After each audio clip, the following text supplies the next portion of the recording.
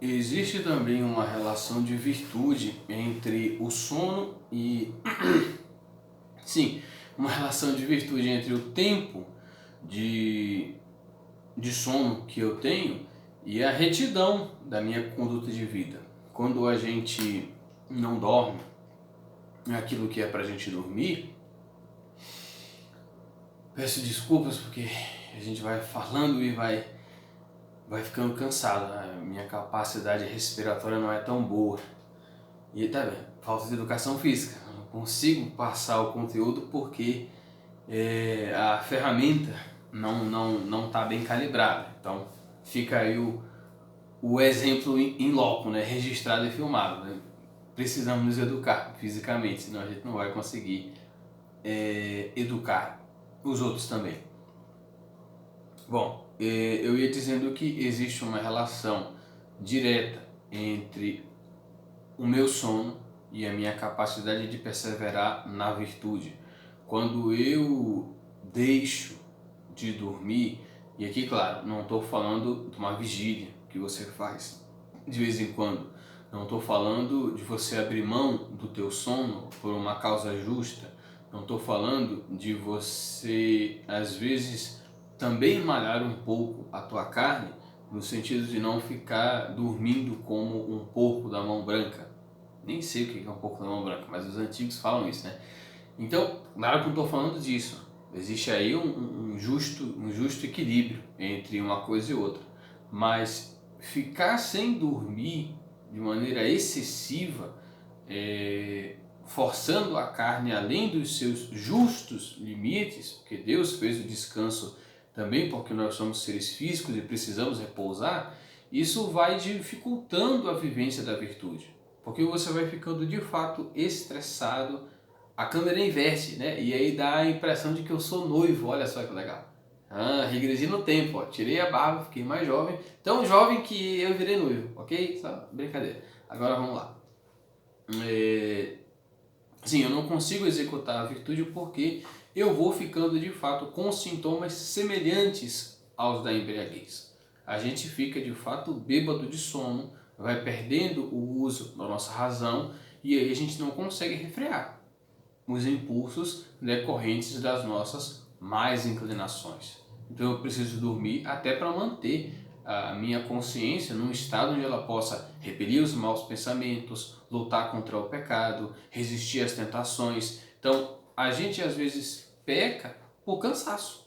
Não claro, sempre há malícia em todo pecado, mas às vezes a fraqueza é um fator preponderante em determinados tipos de pecado que você comete. E você peca porque você está muito cansado.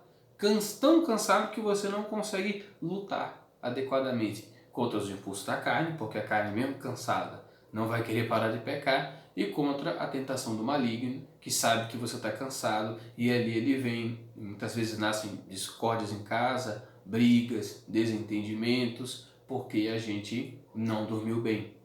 E finalmente, uma coisa que está na apostila e que eu queria tratar com vocês e que também precisa ser um propósito, então temos que educar nossa boca, isso é muito importante, temos que educar o nosso sono, não podemos dormir demais, mas me parece que esse nem seja o nosso problema, porque somos cristãos, né? Queremos servir a igreja, queremos trabalhar, etc e tal. O nosso problema muitas vezes é o contrário, a gente dorme pouco, perde em qualidade de vida, não no sentido mundano de que você vai para Paris e não vai aproveitar, mas é no sentido de que o estudo fica prejudicado, a vida familiar fica prejudicada, a vida moral fica prejudicada, a vida de oração fica prejudicada, tudo fica prejudicado. Então esse é um ponto.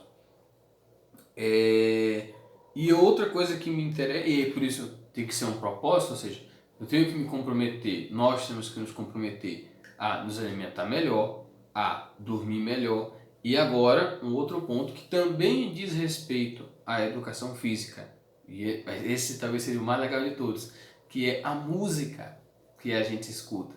Nós precisamos passar, gente, por uma conversão musical. Eu elenquei nessa apostila de número 3 uma tese de mestrado de um rapaz lá da Universidade de Lisboa. onde ele vai se concentrar especificamente sobre as consequências físicas que a música tem sobre nós. Porque tudo é onda sonora. A gente é afetado pelo nosso ambiente, não tem como.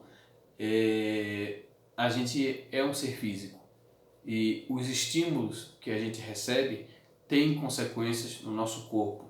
Aí São Tomás de Aquino lembra que a gente é um composto de corpo e alma. Então o que acontece no meu corpo afeta a minha alma. Não tem jeito.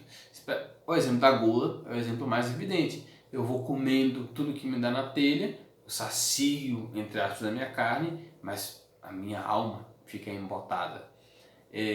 Se eu peco contra a castidade, o pecado acontece no meu corpo, mas a minha alma se condena para o inferno. Então, não tem como separar. Aquilo que atinge o meu corpo vai também ter consequências na minha alma. E o que acontece é que isso também é válido para a música.